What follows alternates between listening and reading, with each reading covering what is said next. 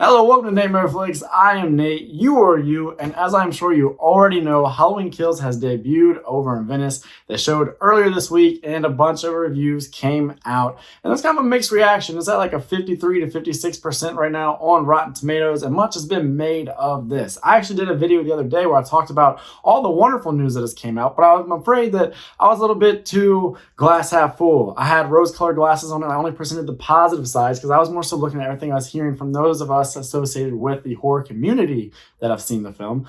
But when you look at the larger picture, not everybody is so thrilled apparently with Halloween Kills. That being said, Rotten Tomatoes is not exactly the best barometer of how good a movie is going to be. I think we all know that. It is an aggregate scoring system that people read way too much into. So what happens when you go actually look up those negative reviews and you read them? Well, you start to see a whole different picture and why you shouldn't put any sort of validity into that tomato meter and think that it will mean anything about the way you will process or enjoy Halloween Kills. Because when you start to look at some of these reviews and some of these excerpts that I've found, you will find that the people who gave the negative score never wanted to see the movie in the first place and were never ever going to enjoy it or have much nice to say about it. And I know that that sounds a bit like I'm brushing with, broad strokes here, or it seems maybe a little bit naive. It seems a little bit idiotic, a little too simple-minded to say that. Everybody always says, well, what do critics know, man? The critics, they're stuffy, they're this and that. You will find, though, that so far with these negative reviews, that is very much the case. These are not laymen. These are not horror fans. These are not slasher fanatics, people who like the series. So, of course, they're going to give a negative review. If you made me go give a review of Les Mis or something of that sort, I'm not going to bring the same passion and enthusiasm about it. I'm going to have a hard time properly speaking about it. And that definitely happened when I looked up these reviews. So, let's go ahead and talk about what I found. First up is the much spoken about Variety article, which basically tore the movie apart. And the same goes for the Hollywood Reporter article. These are big outlets. People put a lot of stock into them. They're important to the industry. But I think you'll find when you start to read excerpts from the actual review, you're like, what are these people talking about? So, Variety, the review by Owen Gleiberman, I do believe. Yes, Owen Gleiberman. He basically opens up by saying David Gordon Green was tasked with creating a new trilogy in which he should, quote, restore the lurchy cinematic gamesmanship, the perfectly timed shot cut ingenuity, and the scary classic of the mystique of the 1978 Halloween. Sounds okay, right? Sounds good. That's true. That's what David Gordon Green was tasked with. Not off to a bad start, but wait, there's more. He then goes on and tags on to what he just said about that. While talking about the original Halloween, John Carpenter's classic, quote, the original was itself a mayhem by the numbers knockoff of the Texas Chainsaw Massacre. What is this guy talking about? He's obviously not a dyed-in-the-wool horror fan. If he was, he would know that that comparison makes absolutely zero sense. We're talking zilch. If you want to compare Halloween to anything or say it borrowed from anything that John Carpenter found inspiration in anything, surely you would look to say Psycho, Black Christmas, Eyes Without a Face, one of those films that he's been pretty outspoken about, that he said he tried to pay homage to. I mean, heck, that's why you have Dr. Loomis in there. Loomis was a character in Psycho. Texas Chainsaw Massacre, Halloween, so markedly different. Not a whole lot of connective tissue or anything binding them together. Thematically way different. The MOs of the killers way different. You, sir, just kind of looked up horror movies that came up before Halloween, chose Texas Chainsaw seemingly at random, and were like, you know what? People die in both films, so I'm going to put this. Terrible way to open your review. It shows that you're not really coming from an area of expertise, at least in my opinion, because that's just not a real smart thing to say. That's not the right comparison. But then also to say Halloween was a mayhem by the numbers? By the numbers? Can you be by the numbers if you invented the numerics, the system, the number system? Can you be by the numbers? If every other slasher is going to then borrow from you and say, hey, you made the blueprint, you created the whole entire numeric system we're going off of, and we will go by those numbers, can you then be by the numbers, or are you groundbreaking? Just food for thought. He also then goes on to say, while speaking very ill of the Haddonfield mob, he says, Anthony Michael Hall's Tommy Doyle looks like, quote, the kind of middle American lout who cheered on the Capitol riot. What? Why are we bringing in the Capitol riot to a review of Halloween Kills? Why are we getting political? Why are we forcing this into the review? Yes, there is a mob. There is hysteria, outroar, all this stuff. It is explored in Halloween Kills. We know that. But you can't say it's reactionary or it's about the capital right. You shouldn't draw any comparison. That's dangerous.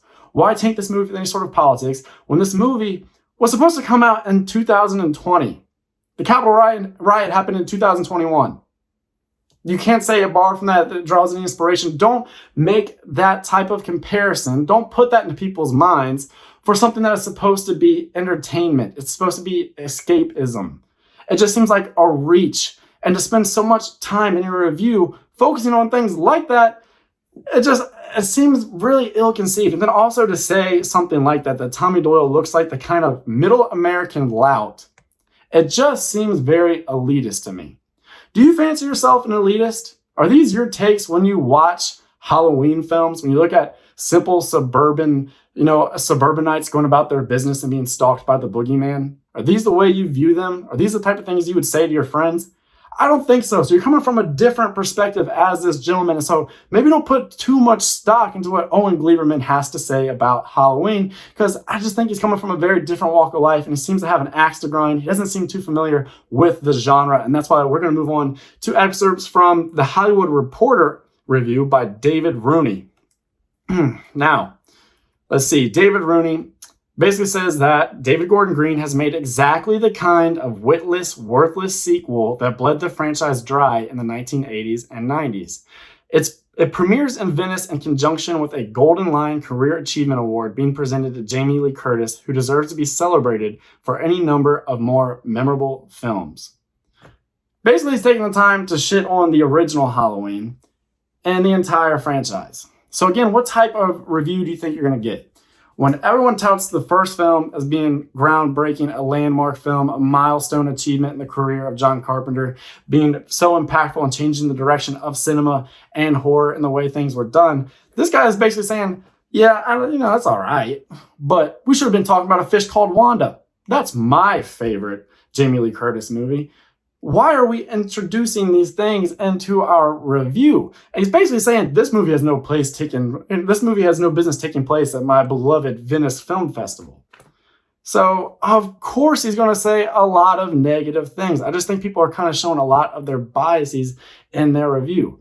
And I am by no means somebody who considers himself an actual film reviewer. I'm a guy on the internet who loves movies and wants to get discussion going, wants to be part of the horror community as a whole, wants to engage with you guys. My opinion is simply my opinion, but that being said, I understand it is a subjective opinion. Opinion is by no means facts. So I try to explain where I'm coming from, why I feel that way. I don't just broadly shit on everything. That would not be fair to you guys, would not be fair to movies you love. If I have a problem, I try to do supporting evidence. I try to give that to you so we can have a real dialogue going on, not this.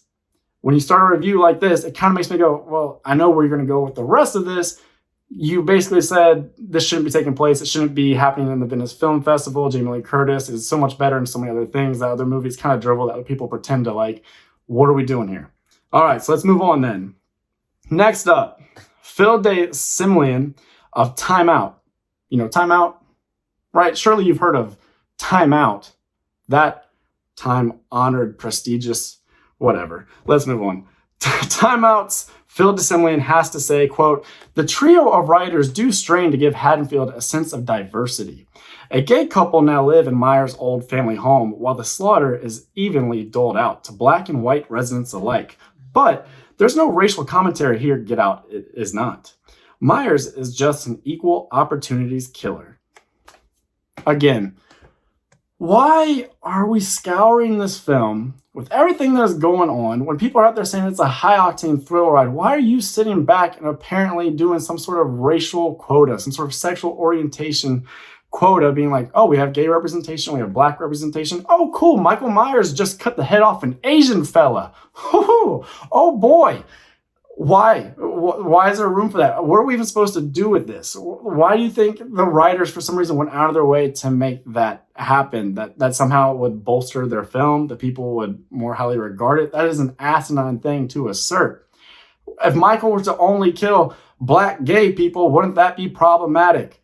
If Michael Myers were to go the entire runtime of Halloween Kills only to at the end unmask himself, look into the camera, and finally speak and say, look, I have had to do all of this killing, all this brutality. I've murdered so many people because I'm a part of a society that has made me repress my sexuality, and I don't know how else to deal with this anger. That would be a completely ridiculous conceit for this slasher film. Go watch something else. It is okay to have films that explore those themes, that get into diversity. I just talked up Candyman, a film that is very socially conscious and has a lot to say about the collective fears of the Black community. That is fine. Do that. But maybe don't do it in a high-octane, bloody slasher film. It's just not the place. And maybe don't count heads and see how many Black people you have, how many Asian people you have, how many Hispanic people you have, so on and so forth. Again, why is this in your review? Why is that the thing you felt you had to mention? You only have but so many words to work with, and this is what you're going to present? It tells me you didn't know what to actually look for in this type of movie. And then to shout out something like Get Out. Of course this isn't Get Out.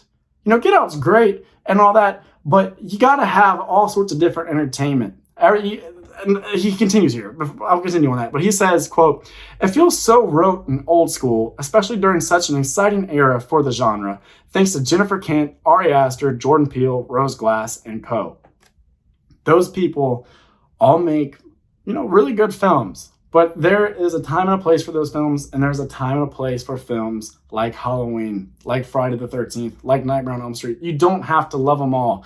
But not every movie can be an A24 approved type of film. Those films don't speak to everybody from every walk of life. And even if they do or did, sometimes you want to mix up what you're watching. Sometimes you want that escapism. You want some sort of release. And I also think it is, again, elitist to say that a slasher offers nothing up when you look at the subconscious.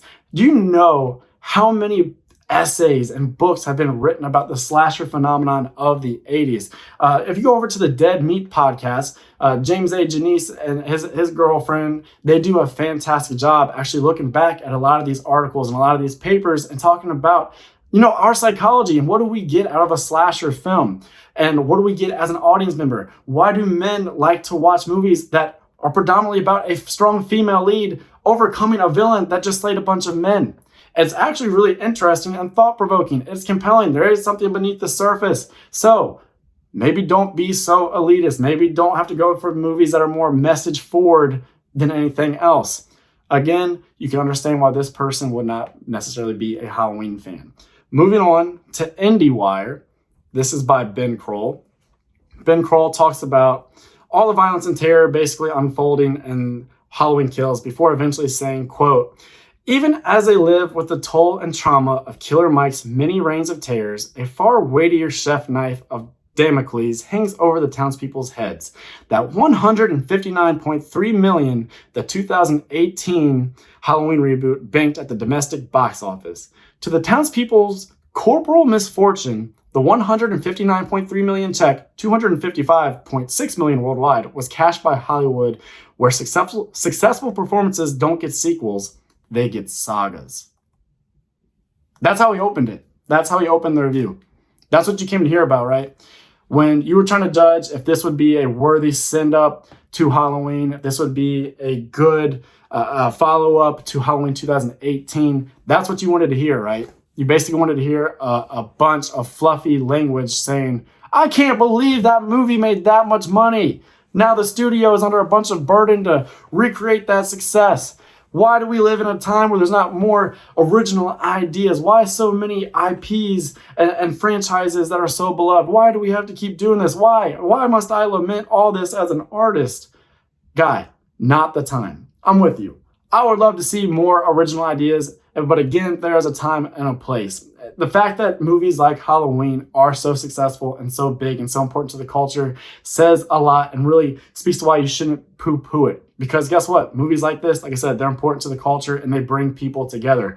That dollar figure, that's what that represents. When you see a movie bring in that many millions of dollars, it says that many people called up their brother, called up their mother, called up their friends and said, "Let's go to the movies tonight and let's see Halloween and watch it like we used to in the old days." Or let's go out on a date tonight, we'll get some dinner and then we'll go get scared out of our minds and we'll laugh about it afterwards and talk about the movie. It's a shared experience, and the fact that so many people want to do that is a very positive thing, even if it is not for you. So to put so much weight on just the dollar figures at the beginning of your review, your article, again, very telling. And I feel like we're getting off the main course here. We're getting kind of sidetracked.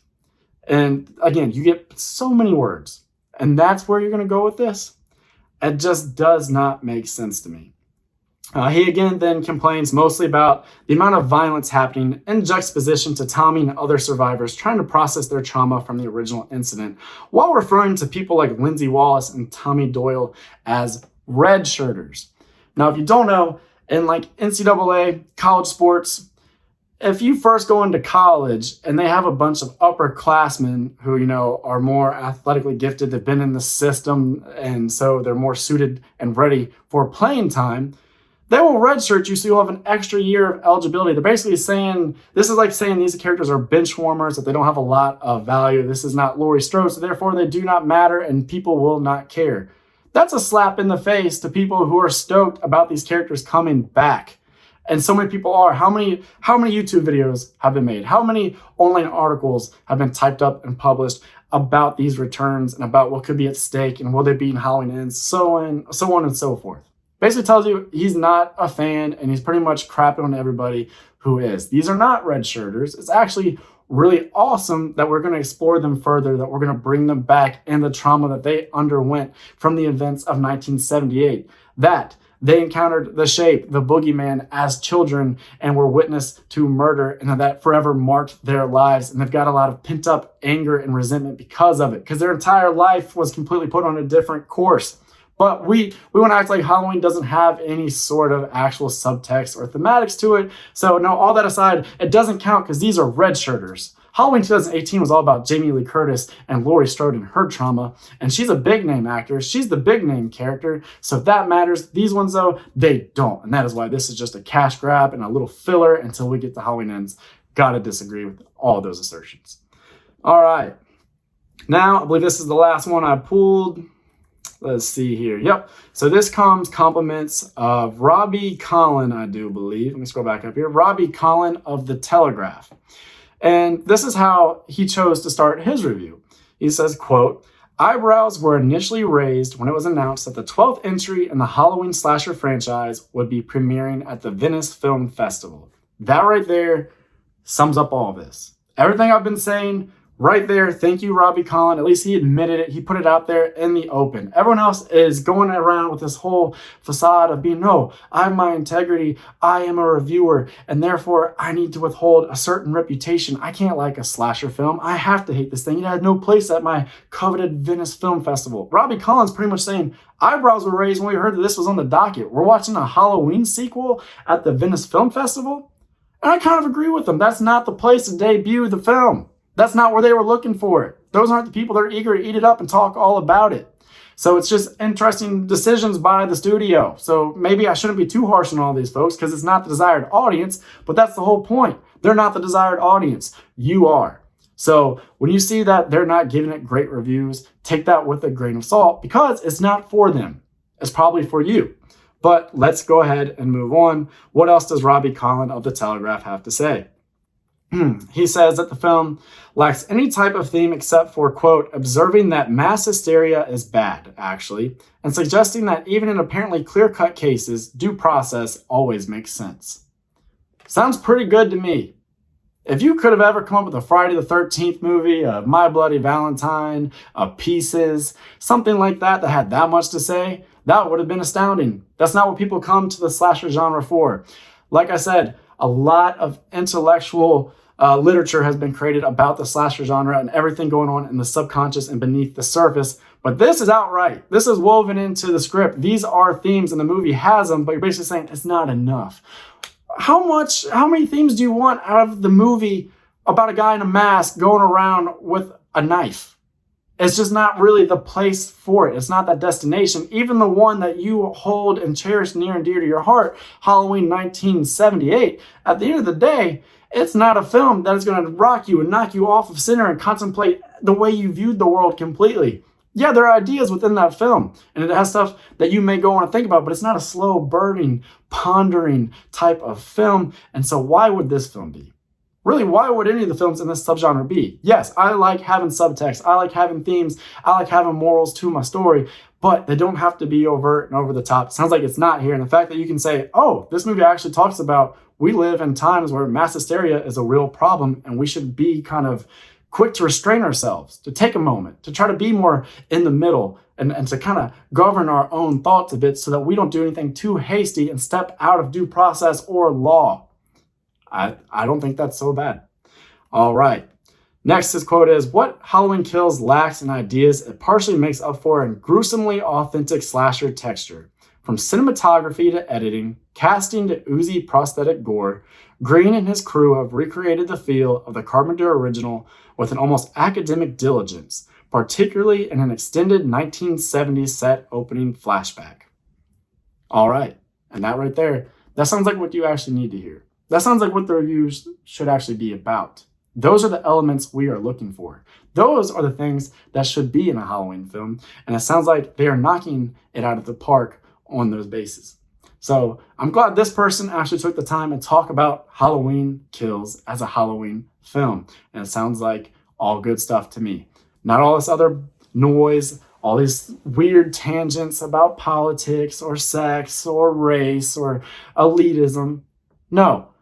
This is what Halloween was about. This is what Halloween Kills is about. These are the elements that go into that, and this is how it was executed. That is a review, and I thank him for including it. I believe we have just one more point. Yes, he says, quote, for some fans, this will be more than enough. Halloween Kills certainly feels like more Halloween, but the game board is left exactly as it was found in readiness for round 13. The only thing that advances is the body count. And I think that's fair. That is how you do a review, like I was just talking about. He actually explored the movie and the actual mission of the movie and said that, it has some strengths, but it has a lot of weaknesses, and I don't think it completely carried out its objective. I don't know that it really did too much progress the actual story. And that's his opinion. And like I said, opinions are subjective, and I'm fine with that because I feel like he supported it. It's not just a lot of out there crazy notions and broad strokes that come from an obviously biased agenda or anything like that. He's actually just talking about the film within the confines of the film, and that is great. It doesn't matter if I go and watch it and have a different opinion. Though I will say the idea that the whole movie kind of leaves everything as it was, I feel like that's not true. We've been promised a staggering body count. I think a few important characters are going to die, and their deaths may not seem like a lot to you if you're one of these people who thinks they're a redshirter. But if you're one of us, you understand that that is going to really feed into the pain and agony felt by Laurie Strode and the rest of the survivors. It's going to feed them. It's going to be a type of motivation, and it's going to have a lasting effect on us, the audience. So there you go. Those are my thoughts on all these negative reviews and the fact that this movie has like a 53% right now on Rotten Tomatoes, and why you should not care about that. That if you were stoked about Halloween Kills, you thought all the promotional materials and the trailer looked great, you loved Halloween 2018, then that nothing should change for you. Do not be worried about all this peripheral noise. You do you. Go check out Halloween Kills when it comes out and have a damn good time. And I will be there doing a review and a ranking of this franchise in the wake of things, and we'll all talk about it then, as we should, because it's the horror community and that's what we do. But other than that, I hope you enjoyed this video. Be sure to subscribe. If you're new to the channel or you just enjoyed the video, by all means, please click subscribe. But have a fantastic day. I'm Nate from natemareflix saying that's a wrap.